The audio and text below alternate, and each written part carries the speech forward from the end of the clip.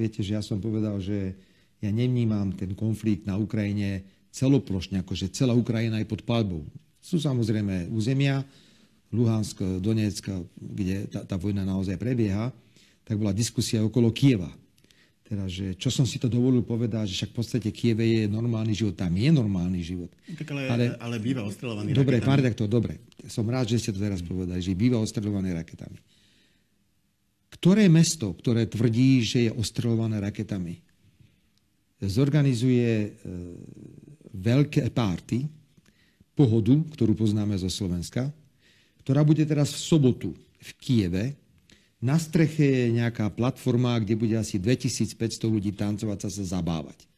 Tak mi teda vysvetlíte, že dokonca je to samozrejme podporované Sorošom, je to nadácia otvorené spoločnosti a Pontis. Tak mi povedzte, že prečo ja nemôžem povedať, že to mesto si žije svoj normálny život. Ja nevylučujem, že sem tam sa môže niečo stať, ale ak je to tak, ako sa snažia naše liberálne médiá hovoriť, tak kto má odvahu ísť, ako to teraz ide urobiť Pohoda, do Ukrajiny a ísť do Kieva a niekde na streche nejakého baráku organizovať niekoľko tisícovú diskotéku. Že zase majme k sebe úctu. Tam normálne funguje život. Fungujú bary, ľudia sa zabávajú, hrá sa futbal. Áno, vojna tam je, ale predovšetkým je koncentrovaná v oblastiach, ktoré som pred chvíľkou spomenul. Ja nechcem, lebo vidím, že sa tu šíria všelijaké nezmysly. Mňa len mrzí, že sa naplňajú cintoríny Slovanmi. A je to vojna v mene geopolitických záujmov.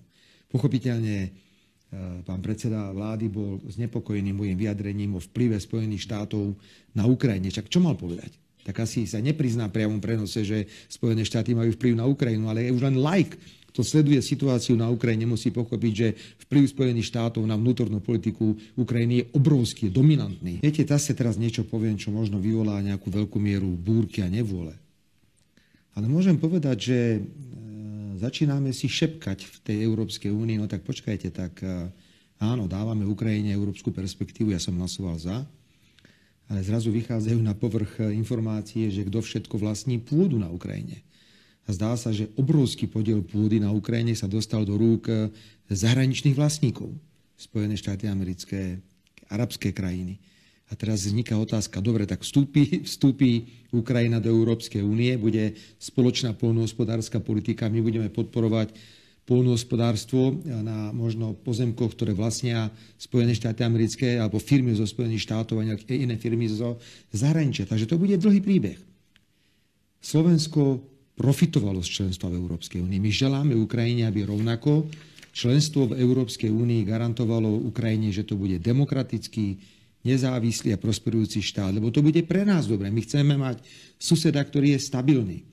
Ale pokiaľ ide o NATO, ak by Ukrajina vstúpila do NATO, je vysoký predpoklad, že by mohlo dôjsť k nejakému napätiu ďalšieho medzi Ruskom a Ukrajinou a vtedy je Ukrajina vnímaná ako členský štát NATO a všetky krajiny, ktoré sú v NATO, by mali ísť potom Ukrajine na pomoc. Čiže vy to nepovažujete ako zvýšenie bezpečnosti? Naopak, ako členstvo Ukrajiny v NATO je neuveriteľný predpoklad zvyšovania napätia, dokonca až rozšírenia tohto konfliktu, ktorý je momentálne lokálny na celý svet. Preto ja som to pánovi Šmihalovi povedal ako pán predseda vlády, nehnevaj sa na mňa, ale toto je pre mňa červená čiara. Ja si to jednoducho neviem predstaviť v tejto situácii. Je mi veľmi ľúto, že tam je vojna. Ja tú vojnu nechcem, ja ju odmietam. Ja by som bol rád, keby okamžite došlo k zastaveniu palby a začali medzi sebou rokovať. Ale my sme príliš malí a slabí, Slovensko, aby sme do toho mohli ísť. Ale chcem mať s Ukrajinou podobne ako s ktorýmkoľvek iným štátom vrátane Ruska, aby som povedal veľmi jasne, vrátane Ruska, normálne štandardné vzťahy. A ako predseda vlády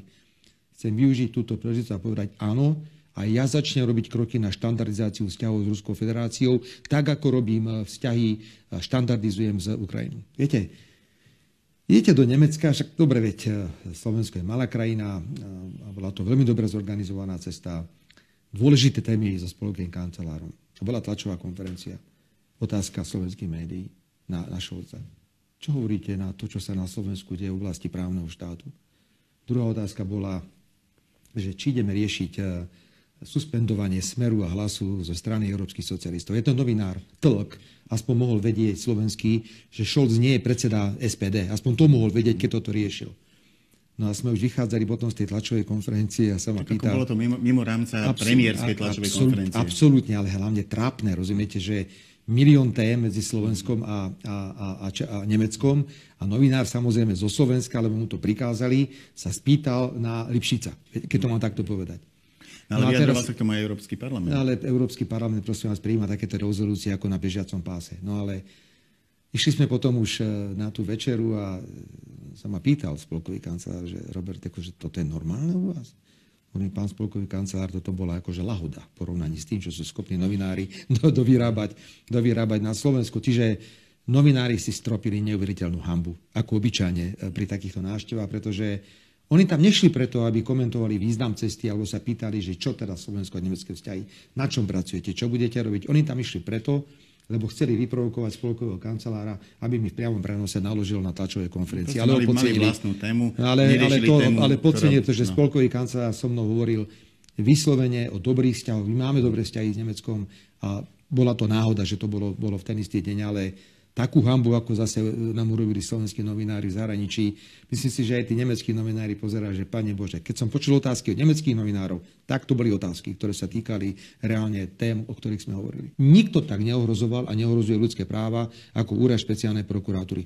Veď prikryli všetky svinstvá. Pán redaktor, ja použijem jeden príklad. Kajetán Kičura, šéf štátnych hmotných rezerv. Rok a pol bol zatvorený vo výkone väzby. Potom ho pustili, už je doma, ja neviem koľko, možno že rok, aj viacej doma, už presne neviem, kedy bol pustený a nič sa nedie. Viete, kto to všetko garantuje, keď máte človeka vo výkone väzby? Robia sa nejaké úkony, tam je nejaký prokurátor, v tomto prípade z úradu špeciálnej prokuratúry. Ako je možné, že v tomto prípade, kde vykrikoval Matovič, mám skalp prvý a všetci sa tešili z toho, rok a pol nechajú človeka sedieť vo väzbe a nie sú schopní dokončiť vyšetrovanie.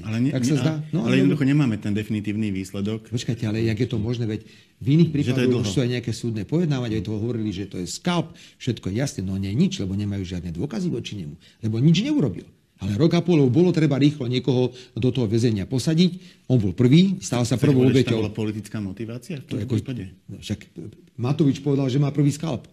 Veď Matovič to celé riadil. Pán redaktor, teraz je iná krásna udalosť súvisiaca s tým spisom, ktorý sa našiel na ministerstve financií. Už poprel pán Matovič, že by to malo niečo s ním? Počkajte, poďme niekde inde. Ten spis sa tam našiel v lete 2023. Je to spis, kde boli prepisy od posluchov z tej polovníckej chaty, kde odpočúvali politických lídrov, opozície a advokátov. Vrátane mňa. Čiže v čase úradníckej vlády. Áno, našli to tam v kanceláriách ministerstva financií. Čo urobila tá úradnícka vláda a tí príslušní ľudia na ministerstve financií? Tí ľudia to oznámili na NAKU, NAKA tam došla a naozaj tam našla spis, ktorý bol v priestoroch ministerstva financií a okamžite inšpekcia to potvrdila a inšpekcia povedala, že začala trestné stíhanie vo veci zneužívania právomoci verejného činiteľa. Ja som včera len povedal, že inšpekcia potvrdila existenciu toho spisu a že bol ten spis nájdený v budove ministerstva financií, ktoré predtým okupoval Matovič, o ktorom je známe, že o všetkom vedel a že všetko riadil. Médiám stačilo, keď povedal, že on s tým nič nemá. Ale veď nie ja som povedal, že dochádza k zneužívaniu právomocí verejného činiteľa. Inšpekčná služba začala trestné stíhanie vo veci a ten spis sa reálne našiel. A ja tomu absolútne verím. Matovič, Mikulec, Lipšic riadili komplet celý systém zneužívania trestného práva proti opozícii. O tomto sme pomerne významne hovorili s pánom spolkovým kancelárom Šolcom. A preto ten úrad špeciálnej prokuratúry musí byť zrušený.